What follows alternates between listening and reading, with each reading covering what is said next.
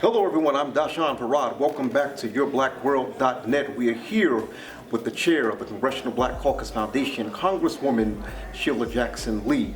Congresswoman, welcome. Thank you. It's a pleasure to be with you. Well, first we're going to get right to it.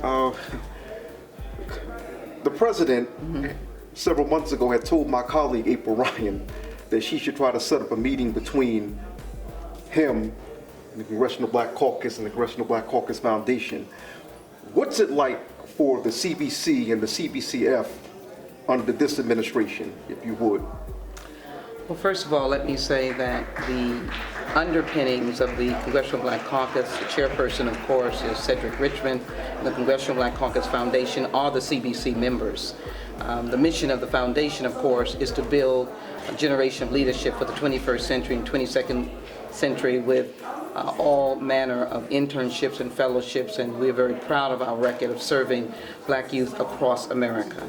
The Congressional Black Caucus is our conscience, it is our legislative arm, and frankly, it has become more of a tool of truth now that we are living under an individual who holds the Oval Office that apparently has no respect for the institution. It is a responsibility of those of us who are social justice fighters, who believe in voting rights legislation that really works, the restoration of Section 5 that the Shelby case undermined and destroyed, the real criminal justice reform, which we were on the brink of getting under President Obama, or the attitudes of the DOJ under President Obama that included commutation of sentences, reduction of sentencing. None of that is occurring now. So it's a responsibility of the CBC to be the truth sayer. That means to speak about criminal justice reform, speak about police-community relations, which we're doing in our committees, to be at the core of fighting against a dastardly proposal both in the House and the Senate on the health care bill, losing by 2026 49 million Americans not having insurance.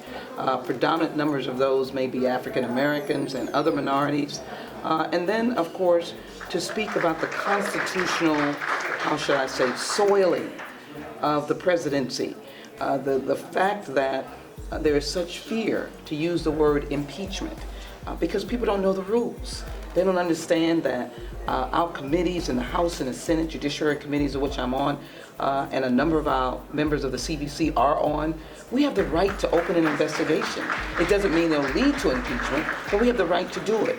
But what is happening with the Republican majority, that is not the case. So we have to go out and tell our constituents the truth, that this person who holds the Oval Office, Mr. Trump, there's no doubt by our intelligence agencies that the election was stolen by the Russians, that the Russians have no goodwill toward America, meaning Mr. Putin, a KGB agent, and that was their intent.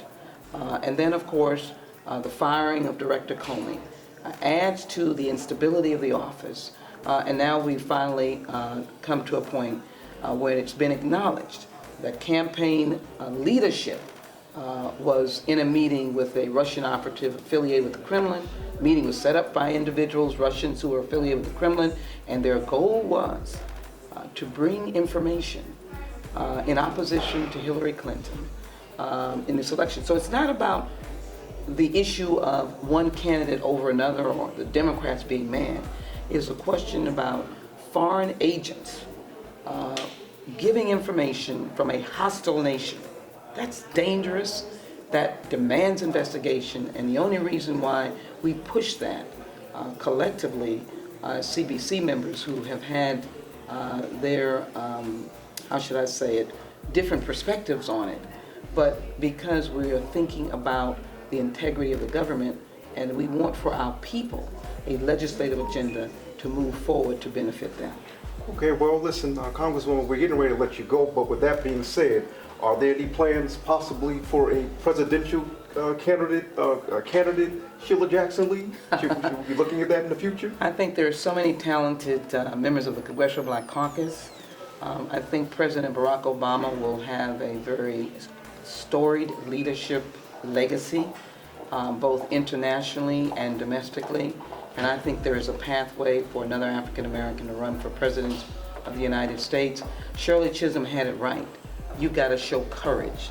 And she ran many decades ago, but she opened the doors of opportunity for Jesse Jackson, and she opened the doors of opportunity, of course, for President Barack Obama.